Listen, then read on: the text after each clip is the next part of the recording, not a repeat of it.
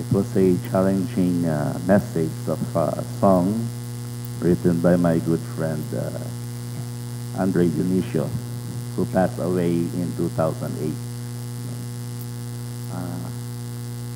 Maraming salamat po sa napakayaman and very inspiring and challenging testimony of Dr. Irma Panaga. Marami kong hindi alam sa kanya, nalaman ko ngayon.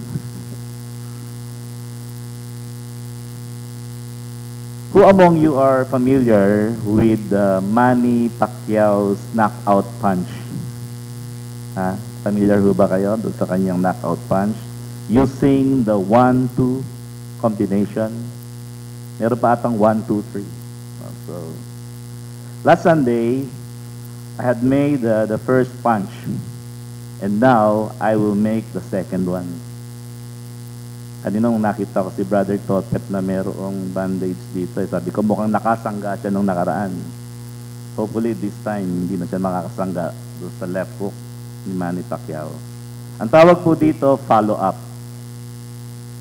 To be honest with you, in my entire pastoral ministry, I discovered that I only preach about Malachi chapter 3 twice in a year. One, on the first quarter of our conference year. Nag-start po ang ating conference year, June, July, August. And most likely, na-preach ko po yung Malachi chapter 3 on August. And the other one is on the third quarter, February. No?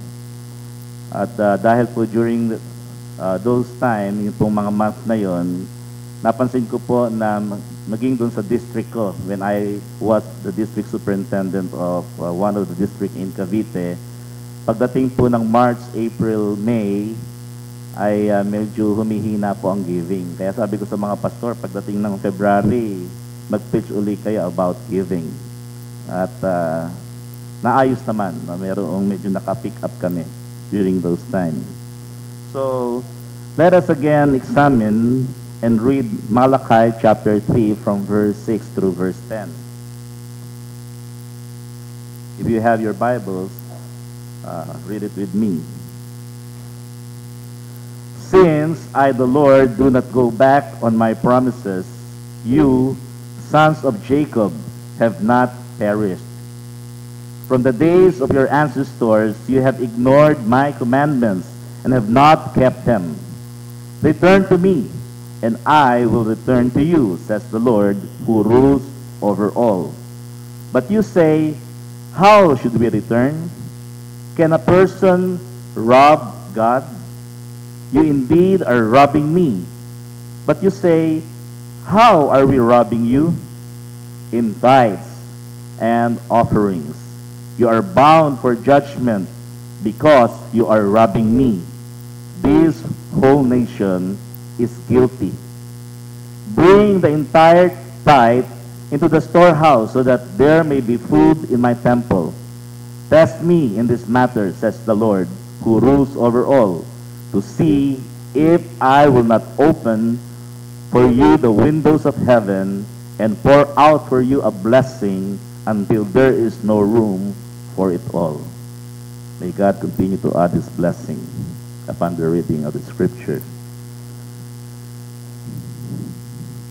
Do words ever jump out at you when you read something?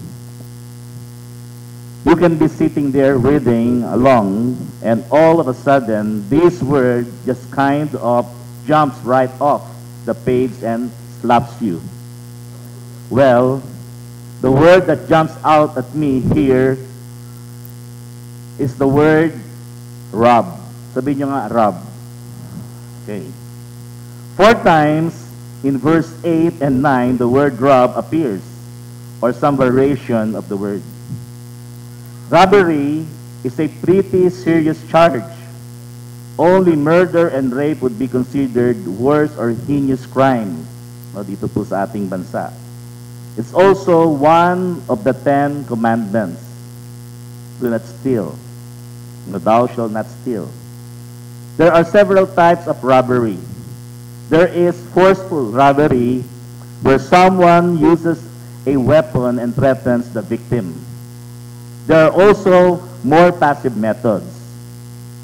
Embezzlement means stealing the money that you have been entrusted to. This is also a robbery. Like the corruption in our government funds. Over the last few years, the crime of identity theft has cropped up. Robbery can also come in the form of cheating. Robbery is a very serious charge. Robbery also affects many people as well. As we examine this passage today, let's consider three entities that are affected by the type of robbery that the prophet Malachi talks about. No? Ano po itong three entities that were affected by the type of robbery na sinasabi ni Prophet Malachi? The first is robbing God. The first thing that Malachi tackles is the robbing of God. Robbing God is not something to be taken lightly. We rob God when we deny Him what is rightfully His. We deny Him what is rightfully His when we withhold our tithe from Him.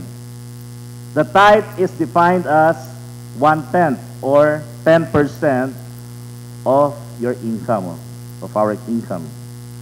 We say, hey, I work hard for that money. I have bills to pay. The truth is that all of it is God's to begin with. He allows us to have the income, and it is our act of thankfulness that we give back to Him a mere 10% of what He gave us. Tutusin, wala ho tayong pwedeng ibalik at ibigay. So, kaya nga si Jacob, ang sabi niya, kahit po itong 10%, maging karapat dapat na maialay ko sa inyo. Actually, kung babasahin na itong Malakay, ang robbing na sinasabi dito, we rob what? Tithes and offerings. No? Di ba yung tithe 10% and then the 90% sa'yo? Eh bakit natin nirarab yung 90%? Eh ito po ay dapat commitment ito, kusang loob. Di ba ang sinasabi sa scripture? Bakit nabanggit dito yung offerings? Plural. Offerings because one, yung offering na binabanggit po dito ay yung first fruit offering. No? God said, all, yung first, no, yung pong panganay na mga hayop, yung pong mga unang bunga ng inyong pananim, i-consecrate nyo yan, sa akin yan. So meron pong commandment that all the first fruits is the Lord's. Para po sa Panginoon yan. Kaya nga yung sinasabi ni Jacob, yung sinasabi ni Prophet Malachi dito, ay yung first fruit, yun po yung isa sa mga offering. Sa Diyos yun. Kaya pag hindi mo binigay yung first fruit mo, then you rob it. And then, ano po yung pangalawa? Kapag kayo ay nangako. Diba sabi sa Bible, kapag ikay nangako sa Panginoon, dapat tuparin. No? Minsan ho, meron tayong mga project, kagaya ngayon, meron tayong project. Once na kayo ay nag-commit for that, for any projects in our church,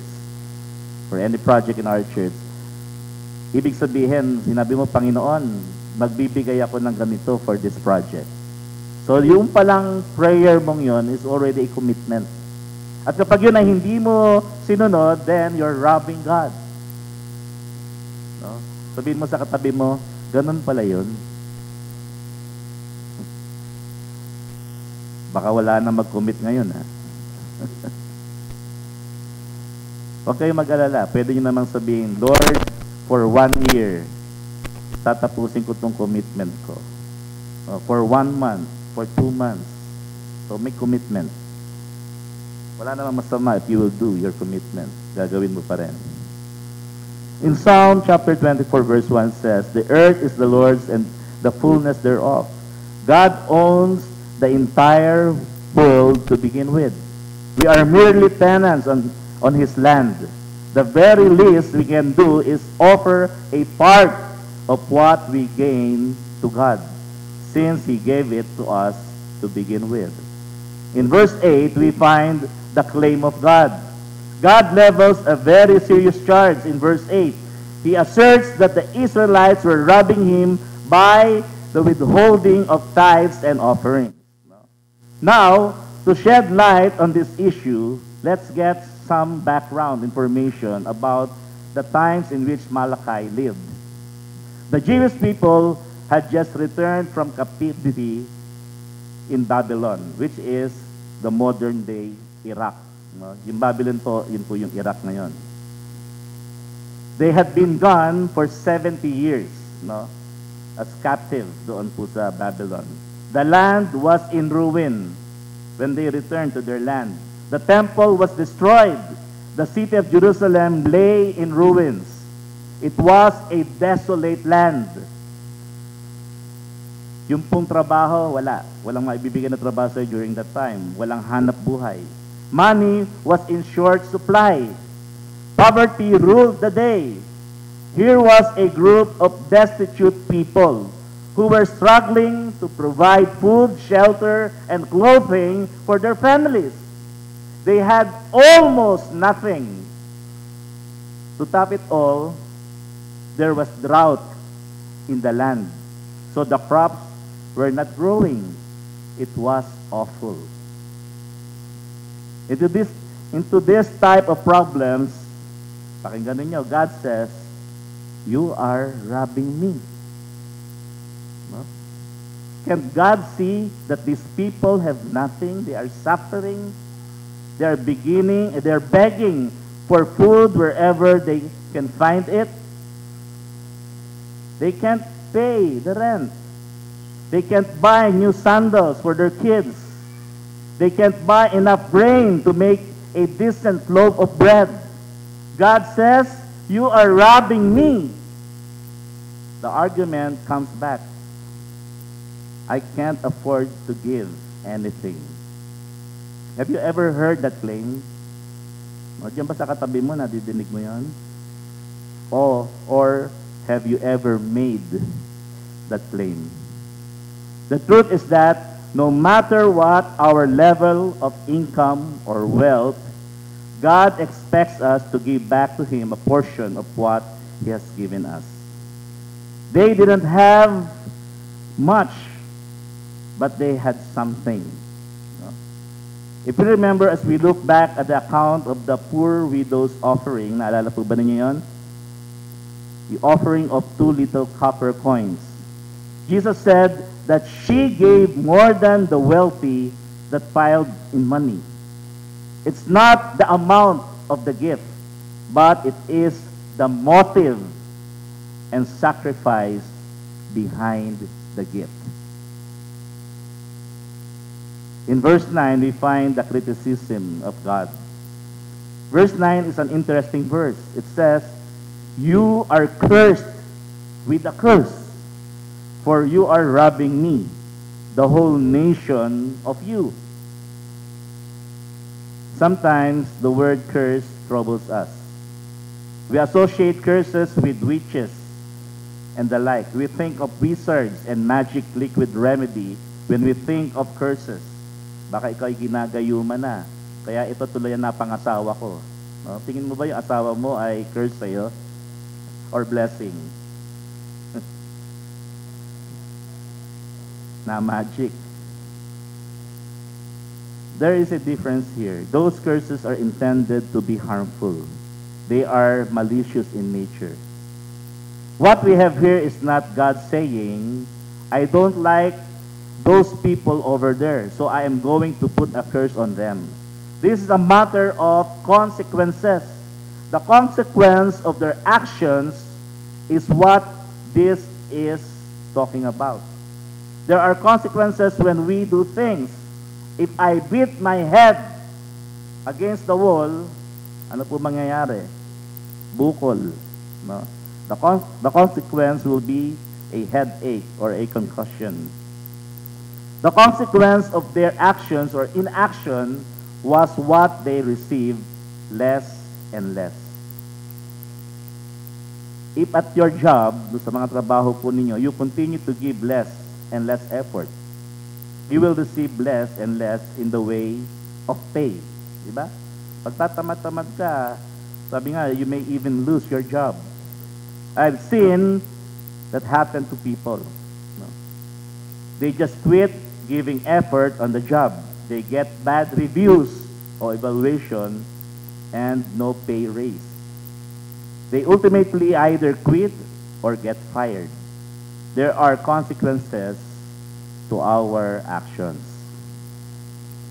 The consequence of failing God is that He removes His hands of blessing from our lives.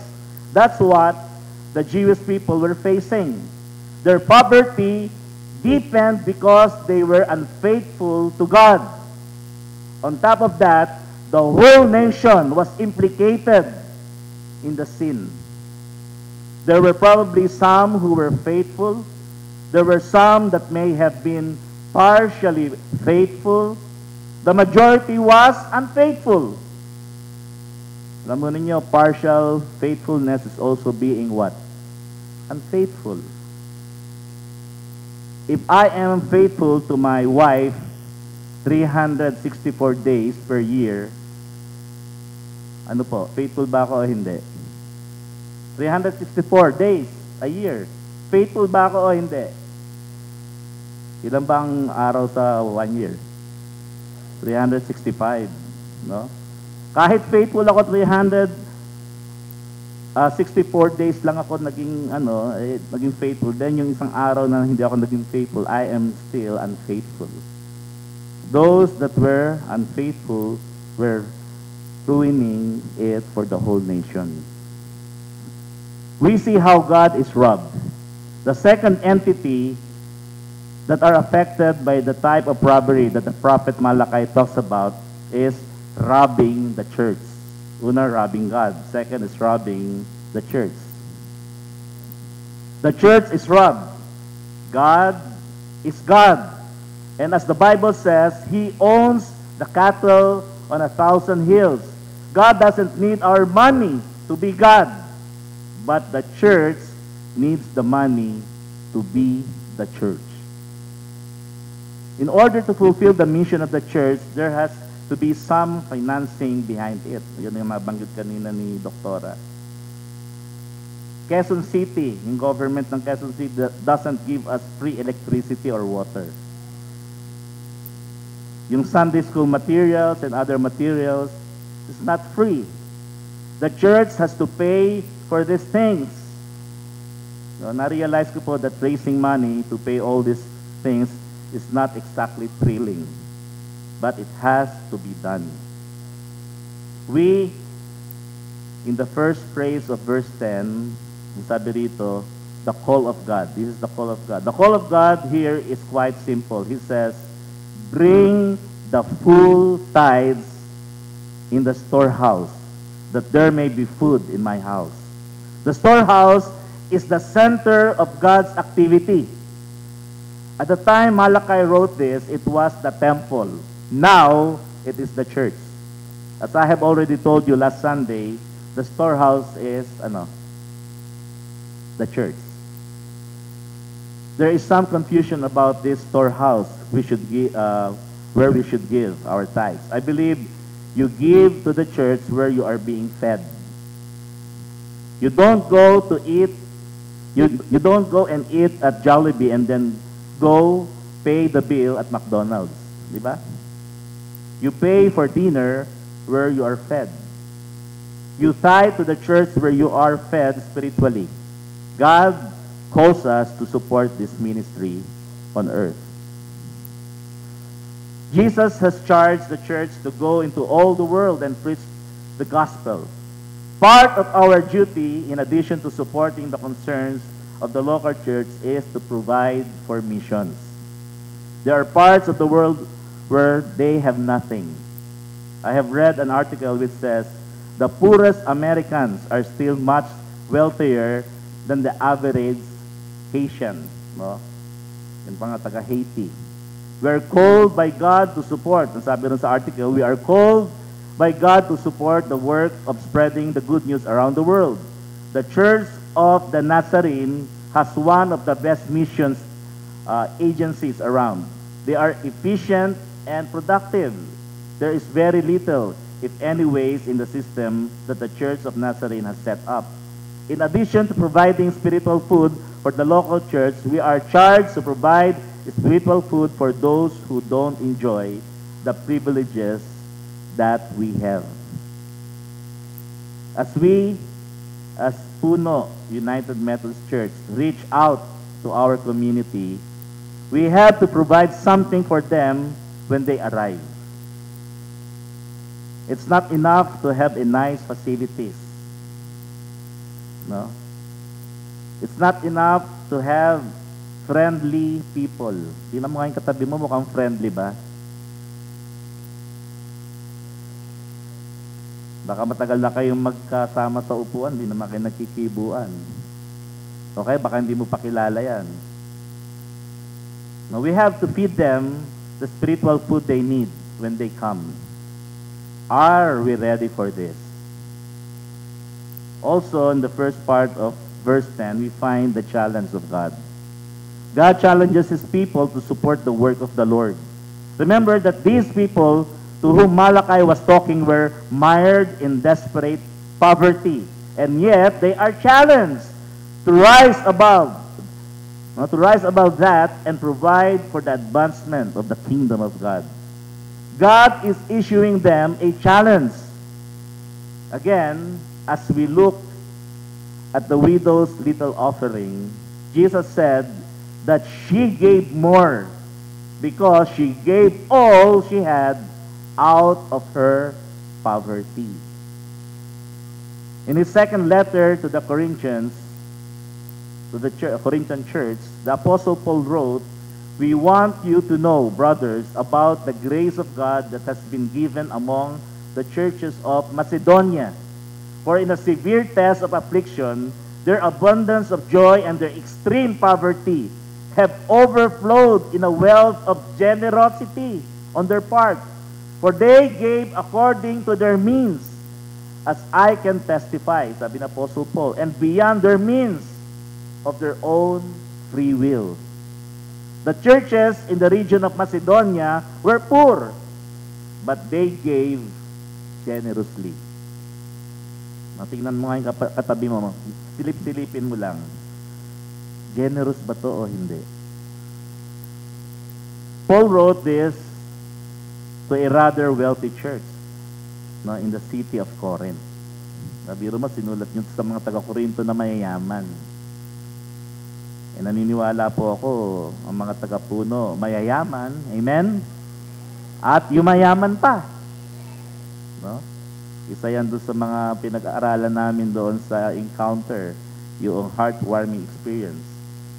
Meron po tayong 61 attendees sa ating heartwarming experience that was held dito po sa Fairview last August 20 to 22. No, kahapon lang po natapos.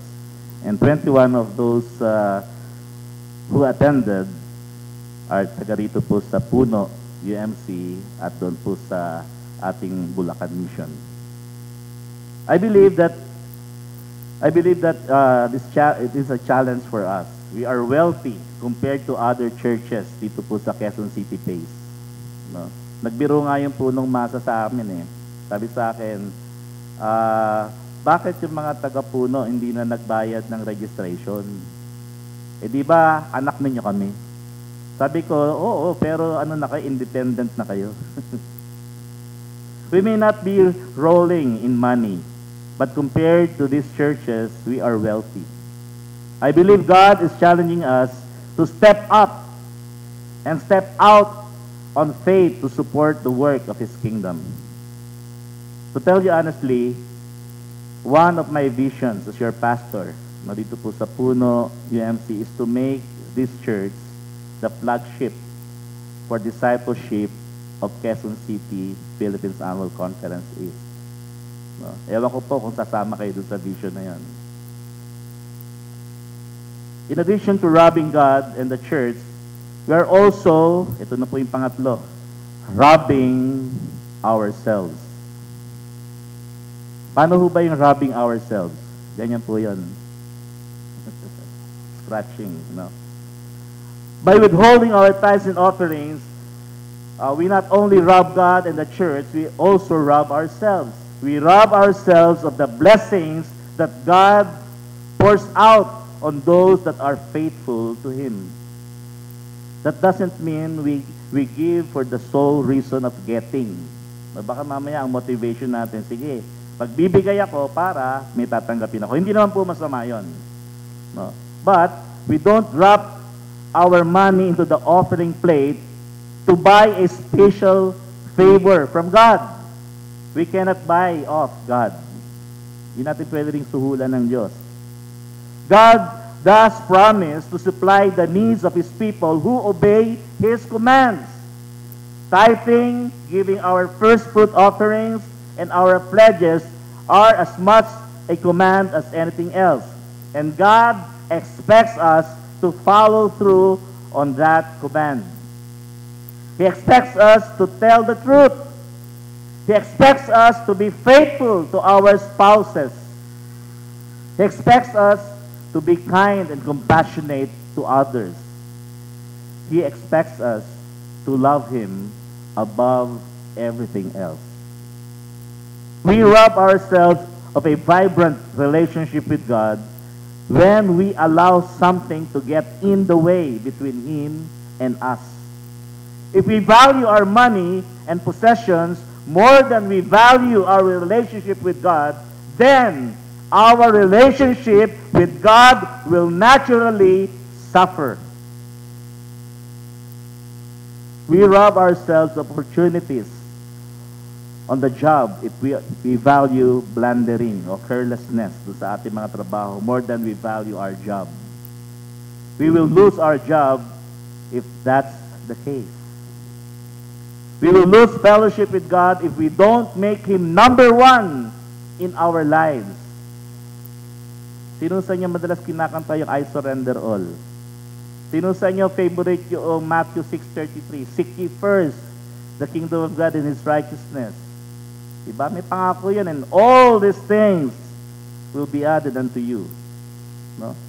We will lose fellowship with God if we don't make Him number one in our lives, even ahead of money. The issue of tithing and giving or offering really isn't about money. It's about commitment to God. It's about our relationship with Him.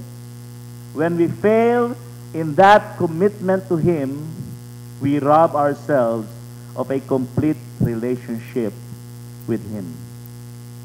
This basically comes down to our attitude of who owns what.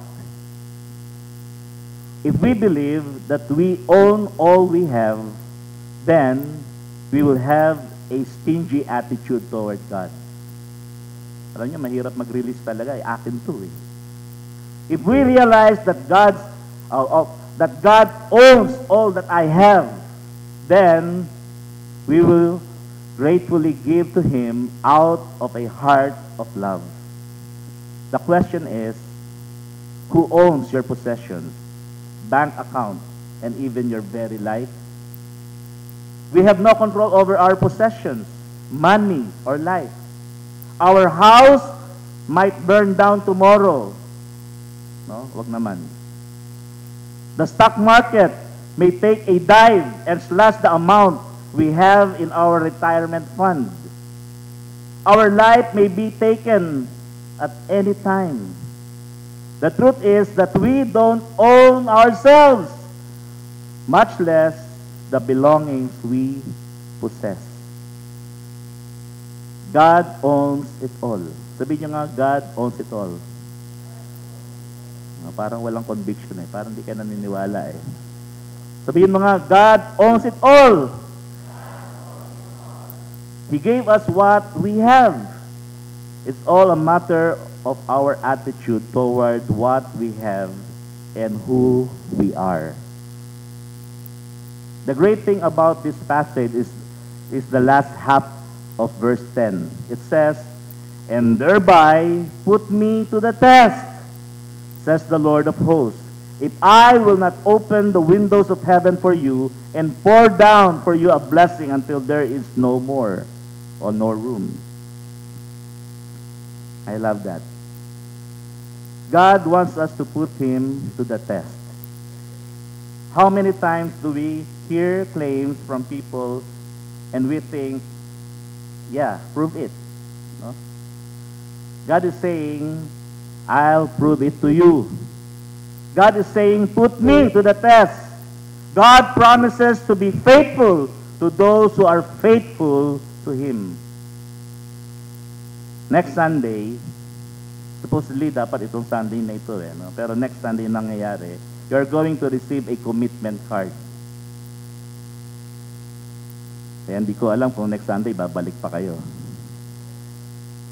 Ngayon nga, medyo mukhang nabawasan na. Nung Sunday, punong-puno eh. Hindi ko alam kung meron nang na-knockout nung nakaraang linggo, pero kayo mukhang hindi pa na-knockout eh. Kaya pag na-knockout kayo ngayon, sa Sunday, baka wala na kayo dito. No, next Sunday, you are going to receive a commitment card. Doon po sa dating iglesyang pinanggalingan ko, ito po yung inilagay nila doon sa commitment card. Nakasulat po ito. Mababasa ninyo. Ang sabi roon, put me to the test. And then, there are two places to check. One, nakalagay doon, yes, I already tithe. And the other one, I will begin tithing. No?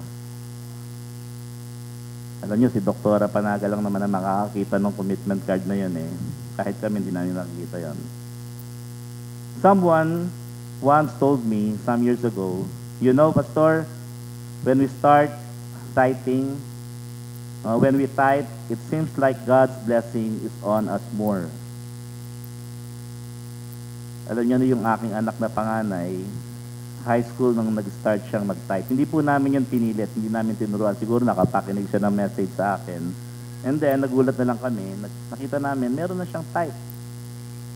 Pag binigyan ko ho yun ng baon, sineseparate na niya kaagad.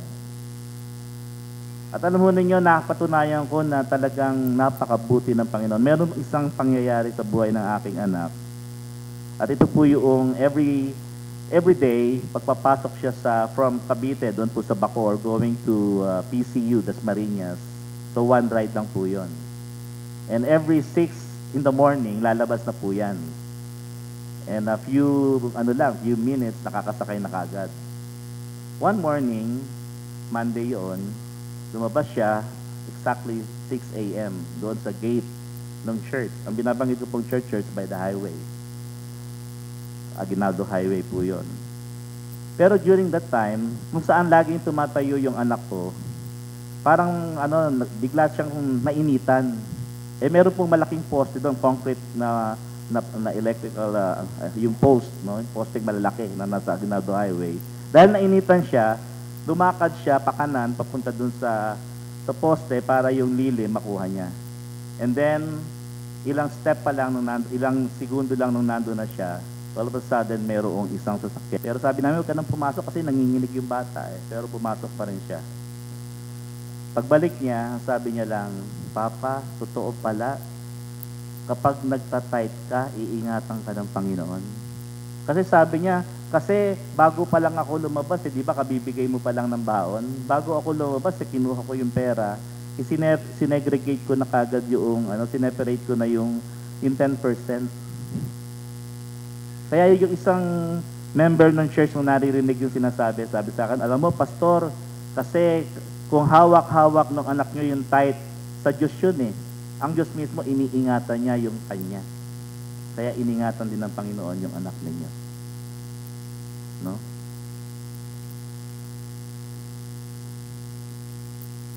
Huwag sanang mangyari ito, no, sa atin.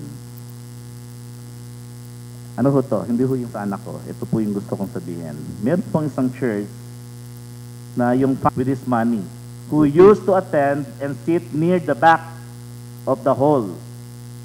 Bakit? Kasi pag piece of the roof fell and hit him on the head.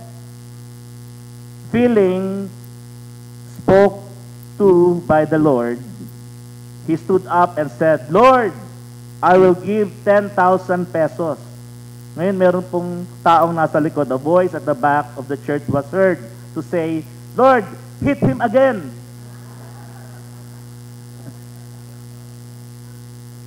Hindi papabayaan ng Panginoon yung mga faithful sa Kanya. The truth is that the 90% that God allows us to keep will always go farther than the 100%. When you are faithful to God, to issue a challenge to you. Ito po yung challenge ko sa inyo. Tingnan mo nga yung katabi mo, bunaking. Ako, mukhang ako lang ata ang pastor na nagsabi nito. As much as possible, pastors will encourage you to ring. God will supply what you need. I'm not promising that He'll give you a new car or anything like that, but I know beyond the shadow of a doubt that He will supply what you need. Ask the person beside you, will you do that? Nagtanong lang ata kayo, sumagot din kayo. Will you do that? Matanungin mo nga, hindi ka ba mag-a-absent sa Sunday? Merong commitment sa Sunday. Meron din tayong speaker. Tama na po itong 1-2 ng Malakay chapter 3. Will you do that? Are you taking this challenge? Let's pray. That this message will serve not only as an inspiration and challenge,